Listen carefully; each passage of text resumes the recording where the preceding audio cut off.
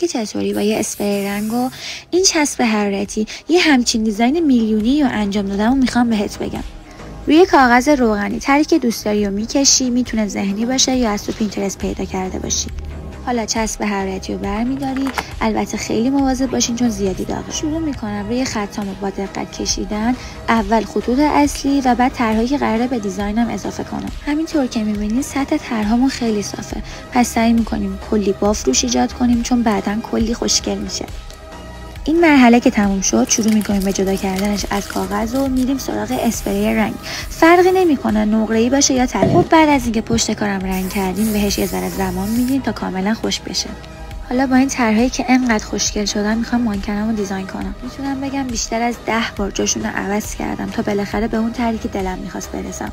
ولی در آخر تصمیم گرفتم به 2 حالت دیزاینش کنم. پس یه جفت کاپ برداشتم و روش با این نگینای خوشگل با سوزن و نخ دوختم. خیلی جذاب شد کاپاش. حالا روی مانکن گذاشتمش و تادا، یه دیزاین جذاب.